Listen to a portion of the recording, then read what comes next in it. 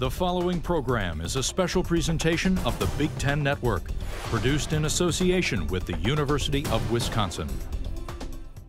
I kind of have a double stance on that, because if you're talking about, you know, walking to school both ways, yeah, then we have it easier. But if you're talking about like walking to school, right. my mama didn't walk to school.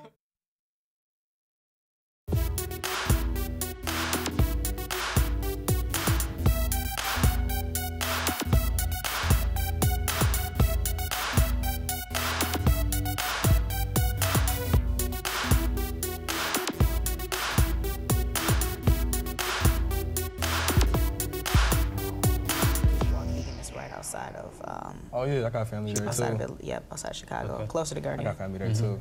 Okay, so let's talk about our generation for a minute. Basically, do you guys think that we have it easier than our parents? And me personally, I don't think that we have it easier. We're just under a different set of circumstances. You know, for example, they bring up the story. You know, I walked 15 miles up a hill. Who really did that? Like, come on.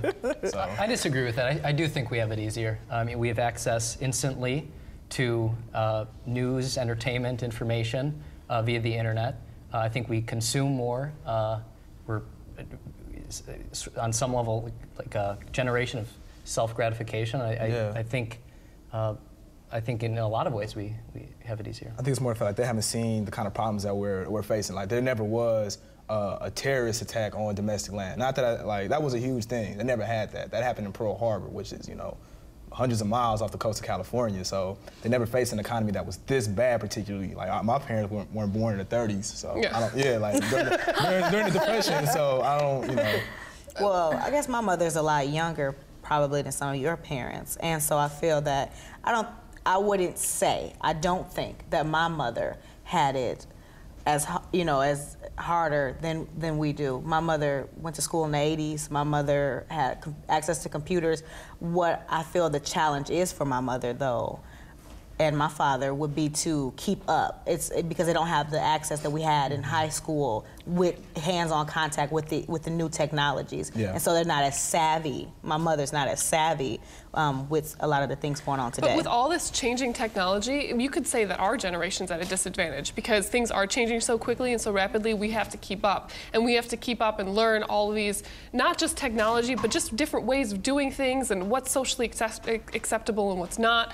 And all these things come together to try and train us for the future that we just have a lot that I feel like we have to deal with. Right, and kind of getting back to what you were saying before, when you actually think about it, like our generation has been seriously coined as being apathetic, as spoiled, as all of these really negative things. And yes, we do have a lot more advantages. We have cell phones, we have access to computers at a younger age, but I think that there's also something to say that we have to really be conscientious of that. I have to stop and think, wow, I'm really lucky. I have this BlackBerry, I have this cell phone. And that's something to say. I mean, we have to try and, you know, make sure that we're not letting it all get to our heads and taking that for granted. I think that's the problem. I think that's the problem, is that we're too much into ourselves. You know, we talked about blogging and Facebook.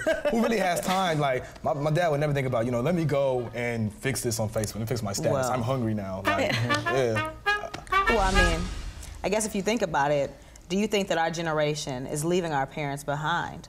Because, like they tell us all the time in the classroom, they're preparing us for jobs that don't yet exist.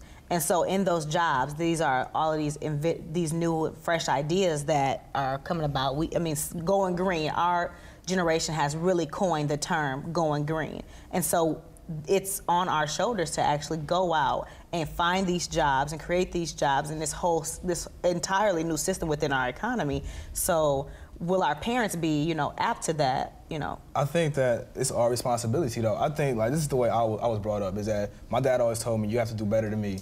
If I got a bachelor's, you got to get a master's or whatever. So I think that's the way it is. Like, people get left behind, but it's our responsibility socially, I think, to take care of our parents. Like, that's just the way I was raised. You know, my mom and dad brought me up, so why wouldn't I help them out if they're getting left behind? I think the biggest way that we're leaving them behind is just, once again, going back to what we were just saying, is through technology. I mean, my grandma doesn't have a computer, she doesn't have email, my parents can't hardly work their own cell phones, you know, we're the ones that are text messaging all the time, that are BBMing all the time, and they don't know how to do that kind of stuff. I don't think we're giving our parents enough credit. I don't. My dad is so technologically savvy. He's way advanced, more advanced than I am when it comes to working with technology. My mom texts better than I do.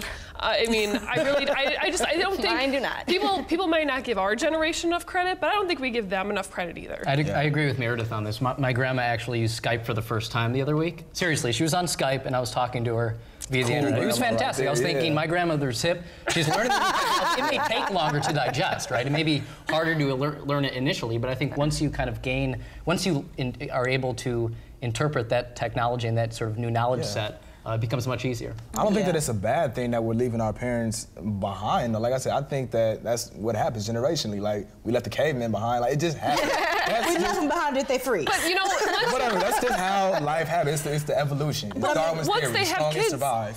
Once they have kids, they don't just check out, you know? I mean, they're still involved in their kids' lives, and they have to know enough so that they can help their kids get by, too. You know, once we're born, we don't instantly know things. And even if they are left behind, you still help them out. Like, I mean, that's why I think it's still. And I think about, you have to think about access, though, because depending on your socioeconomic status, a lot of times you may not have the access to keep up with new technology. This program is a production of the University of Wisconsin-Madison. If you have comments about this broadcast, please email us at programming@uc.wisc.edu. Yeah, what? I don't know, just mumble. So, one of the hot topics of our generation right now is the environment. Obviously, the environment is very, very important to us. We've kind of coined the term going green. I think that it's become a little bit more hip now. MTV is putting out a lot of ads. We have Al Gore and The Inconvenient Truth. We're very aware of this. Personally, I think we're much more aware than the generation before us. How do you guys view that? I disagree. I mean, I think that we are aware of it, but I don't think that previous generations have completely forgotten about it. I don't know if you remember the whole ozone scare. You know, there's a big hole in our ozone layer. We can't use aerosol cans. You know, people were really concerned. Global cooling was a problem, you know, for a long time, and that's been kind of dispelled. So people have gone back and forth. I don't think that this is just a new thing. I agree. I think it's become very trendy. I think it's the new trend to go green. And I know we were kind of talking earlier about voting. You know, vote or die. That whole campaign. I think it's one of those campaigns. Hopefully, it won't die out. Hopefully, people will still stay environmentally conscious, but I think it's become kind of a trend. It's a cool thing to have trendy, though. Who doesn't want something that's actually helping us in the long run to be trendy? But the thing is, if everything is so trendy, it's like, okay, we're doing this, but what's the longevity in this entire? It'll be a fad. Yeah, exactly. It'll be a fad. It's an entire fad, and it's like, we're doing this, we're buying all these products, and we're eating more, local and all of this stuff, and it's like, inevitably, once that's over, what else are you going to do? Speaking of local, that really plays into the socioeconomic part of it, because, organic foods aren't necessarily available in every type of neighborhood. But going back to this question, like, are we better than our previous generation? I think that we are inherently, just because of the technology that we have. Like, global cooling, you don't hear about it anymore. Like, we've progressed more. But what about global warming? That could be gone in like next year. It could be gone. I don't think so. And if the next generation comes up and says, hey, you know what, that's not the real problem. The real problem is global whatever, then I'll be like, okay. Then that's the new problem. That's what we need to work on now. They know something I don't know. Global warming and climate change are becoming critical issues, irreversible issues. I think you'll see the issues on the environment become infused into other issues in the future. I mean, I think the environment is so interrelated to health, the economy, and other things on the table that it's inextricably linked. And so on that point, I do think we're more in tune than our parents. Did you guys know that it costs money to go green? And most of the time, it costs money to eat organic, and it costs money to hybrid cars. Yeah, hybrid cars, solar panels. Those are like $14,000. I think well, you were talking about the economy earlier and how it is so expensive to go green. This economy, we'll face it, stinks. And for me personally, and I know for a few of us, we are graduating soon and looking for jobs. And I know a lot of my friends who are also graduating are worried, am I gonna be able to find a job? And personally, I'm worried. However, I can't say that I attribute that solely to the economy, the bad economy. What do you guys think? I don't see how you could say that, though, because I mean we've lost millions of jobs just this past year. I mean, it's affecting almost every industry, even tech. I mean, some of the big tech industries, in fact, Google just this past week reported that their stock has gone down for the first time. I mean, it's completely proliferated, and I think we have plenty to worry about. I'm scared. I'm applying for jobs right now, and I'm not sure if it's going to pan out. Well, not me, because I'm in the healthcare field. I do not you know have you got a job. Okay, people are always going to need help. Now, around the world. I feel that it's about being a lot more strategic if you know that you're in this economic crunch about deciding, one, as college students and even high school students deciding to pursue a college career, that, you know, what is my major going to be?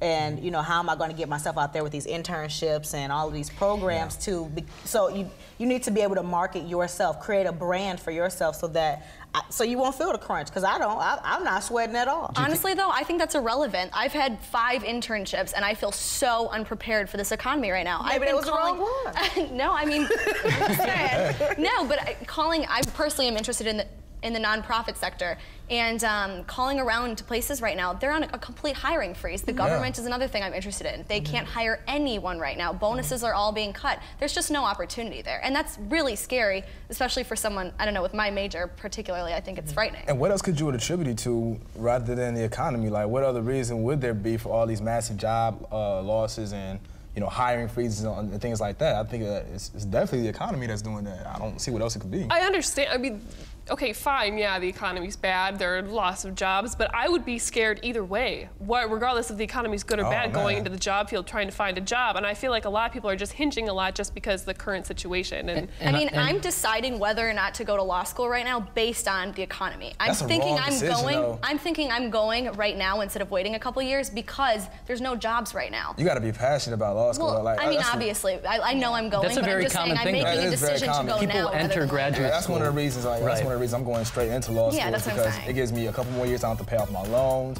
and hopefully the economy can turn around. Well, I graduate 2010. I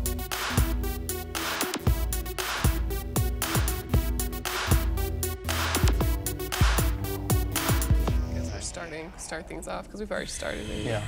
Okay. I don't know. My 21st Just birthday. take it or leave it. So let's turn to the role of the United States in the global community. Specifically, should the U.S. serve as the global police? We've seen a lot of aggressive interventionism the past, 8 years now. And I think that we need to be much more diplomatic personally in our efforts and exercise more nuance, so to speak. So what do you guys think? I have some very strong feelings about this. I guess I think that there's a difference between intervention and impeding on somebody's sovereignty in instances where there's no humanitarian need. When we're looking at stuff like Iraq, Iran, Afghanistan, all of this kind of stuff that's kind of at the forefront of our minds right now, yes, there was a need to go in at one point maybe into Afghanistan, and I think that people can make good arguments for that. But I also think when we do that, we're neglecting places where people are actually being, slaughtered. Places like where just cogent crimes are being committed, genocide. Places like Rwanda, places like Darfur. If we're going to be the police, then we need to do so in, like you said, in a more of a diplomatic way and actually helping people that really seriously need it. I agree with you on that, on the aid part, and how there are other places in the world, but I think that we should look at home. Exactly. Look at the way that George Bush handled Hurricane Katrina. Those people were called refugees, and they only showed them looting different stores and stuff like that, but they were never said that they were surviving. They just said that they were down there looting. So I definitely think that we need to focus here more before we go on other places. There might have been a need in Afghanistan at first, but the way it was done, completely undiplomatic. I don't think there was a plan behind it. I think it's going on for too long.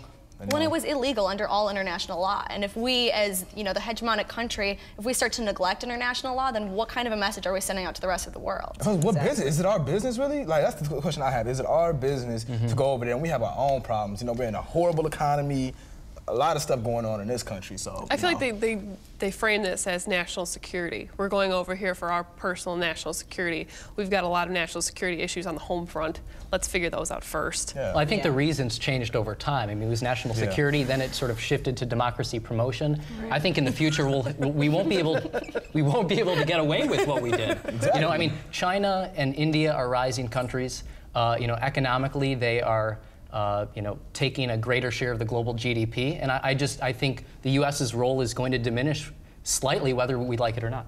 Exactly. I don't know. I think that the U.S. really needs to focus on, I do believe that we should definitely focus on being here and working on our own economy and working with our own people, especially like the Katrina thing. Well, taking this, this cynical view of everything and, the bad economy, are we being too cynical? I mean, are things really that bleak? How do we... What is your take on this? I think they are. Going back to what we were just talking about, look at how the rest of the world views us. Granted, in light of the recent election, things are starting to look up for us. But when I was in Spain last year, I've never felt so uncomfortable with who I am, with saying that I'm an American, that I'm from the United States. I felt truly uncomfortable and somewhat embarrassed, really embarrassed. So yeah, I am pretty cynical about how the rest of the world views us, and I hope that Obama will be able to go in to take a step into the UN and say, hey guys, look, we're starting over now, and this is going to be a new outlook. Here's my problem with that argument, though. I agree Obama's a great leader figure, okay? And I agree with a lot of the things that people say about him. He can't fix everything, though. Exactly. He's not the end-all, be-all, and that's my big problem. And look from where we're starting. Look from the point that we're starting. Exactly. After 8 years of what we had, good or bad, however you want to take it, I believe that there's going to be an improvement. Like, I've never seen, albeit I'm only 20 years old, but I've never seen this much force behind a presidential candidate. Like, the whole nation was behind him. Obama T-shirts on different corners and light up buttons, and I look optimistic. I feel very optimistic. I think eventually all the economy is cyclical. It's always up and down, up and down. Exactly. Right now we're just in a down point. Yeah, I mean the markets are completely unpredictable. I really feel that individuals will go through, and with this economy, I think it encourages people to be a lot more creative and inventive and going through and just flourishing with, like, these things don't work. So now where do we go? Like, I don't think, especially our generation, I don't think that we're gonna stop. I think that it's gonna just push us and drive us and just lead us into completely different places. Yeah. I think on some level it's positive that there is some cynicism because it's humbled us. I think it's humbled the American people. I think we've become much more realistic about certain issues, and the notion of American exceptionalism, I think, has been combated a little bit as we've been moving along. So I think there are two sides of the coin too. I just think we're just so cynical, and we're hinging so much on a new president, and I feel like our generation still could step up a little bit more. But look at, I don't mean to interrupt you, but look at all the stuff that we did, just to get him in there. That's to say that. This program is a production of the University of Wisconsin-Madison. If you have comments about this broadcast, please email us at programming@uc.wisc.edu. Thank you. Thrive. Yes. Cut deep, but I'll deal with it. So, given that our generation faces so many different tasks, so many different things that we need to focus on as we continue in our lives here on this earth, what do you think the defining challenge for our generation is? What is our charge here? I mean, I feel like all generations, our generation, the one before us, before that, we all had the same charge, and that is to leave the world better than we found it. And granted, that's very broad, but every generation has their own. We've all had our economic problems and our environmental problems. I don't feel comfortable pinpointing it with one. More specifically, though, I mean, just tagging on your point of the economy, I would say entitlements. We need to restructure our entitlement programs. We've been putting it off for a long time, Social Security, Medicare, Medicaid. If we don't do it soon, and I think it will be up to us, the leaders within our generation, we're going to be stuck in the mud. I think that, I'm not going to go ahead and say that I think that all of the problems we have right now are because of George Bush, but I think that one of our biggest pushes here is going to be to try to overcome and to kind of undo a lot of the things that he did. Yeah. Just to try and get ourselves out of this situation, whether or not it's regaining our good name in the international world, or it's just fixing our own economy. Those are all really important things that we really have to try and undo. I completely agree with you on that. As far as the economy also, just getting over the last 8 years of the presidency that we've had. Like, if you ever hear people, like, I know my great-grandfather, he lived in the Depression. He told me about it. He was like, I lived through this. That was his proudest moment, is that he made it through that. So I think that we could be somewhat comparable to that generation. Yeah. If we could say, I made it when I was young, we made it, we made it through this part. Very well could be that way. Yes, with the same voice and everything. Yeah. But I guess this could really define our generation and the time that we're going through right now. But I think when you're asking the question, what is the task at hand, I think it's the same general tasks that all of our Is generations that to do had. better than the last generation? Yeah. I think that another really big task for our generation is just making sure that we don't put all of our efforts into one thing. I think that our generation is pretty notorious for taking one passion that they have and really just going for it, which is great on some level. But I think we need to make sure that we're really addressing all of the issues at hand and not just focusing on one thing that we in particular are really I do think passionate another about. really important issue, though, is transportation at the same time. We are so dependent on gasoline, and on that point, we'll move on. So for our last segment, we're going to do famous final words, okay? The question is, who or what is the defining blank of our generation, okay? So we'll start with musician. Who or what is the defining musician? Well, Kanye West claimed it a couple weeks ago, so. Yes. Didn't I tell you that man is having problems? No. That man is having problems. Kanye West gets I've never seen a musician who's changed. Like, who came in wearing tight sweaters and with a big teddy bear? I like know. Kanye West. He made that popular with Kanye a West got pink that polo. swag we Yeah, was but the fact talking that he about. tried to claim it himself just makes me go, bleh. That made me like, yo, I disagree more. I don't know. Michael Jackson back in the 80s, king of pop. I agree Wearing with a that. Captain Crunch outfit. Michael yes, I Jackson. definitely Michael agree Jackson, with mine. Okay, so moving on. Who or what is the defining writer of our generation? J.K. Rowling. J.K. Rowling. Yeah, Harry Potter all the way. Okay. Or maybe something more political like Thomas Friedman. Really? I've never read a Harry Potter book. I've only read haven't 3. either. Never. I don't Is that know. bad? What was yours? I was gonna say S.E. Hinton for me, who wrote like Rumblefish, but that's old. But that's how I feel. Like that helped define me. Like, oh, this is what a teenager does. Cool. That's I would say Michael Pollack. He wrote Omnivore's Dilemma, In Defense of Food, and he's a professor out of Berkeley who's rethinking the way in which people think of their own health and the environment and how they're linked together. Okay, who's the defining politician? Obama. Yeah, Barack Obama. You Barack pretty much Obama. have to go with that. On the home front, I'm saying Russ Feingold. Okay. I like Okay, as a Feingold. Wisconsinite, Russ. as a I like Wisconsinite, Russ. All right. I like Russ. huge fan. Who's the defining villain of our generation?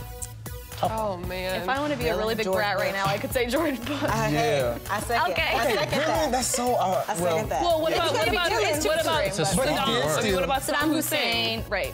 But what did he do Where? directly to us? I'm not saying, I know, I'm just saying, our generation might be remembered for George Bush, Saddam Hussein. Maybe Ken Lay as being sort of a symbol of corporate What about greed. the 3 guys from the motor Yeah. companies, from the car companies? Exactly. How they rode in the private jets, private jets took and all that. that. Do you know what's really interesting? Vacation. They actually came to Washington in Those hybrids. Yeah, a hybrid No. truck. Yeah. Yeah, that part was fun. Okay, what is the defining invention? The iPod. Just technology and, well, The preceding program was produced by the University of Wisconsin in association with the Big Ten Network.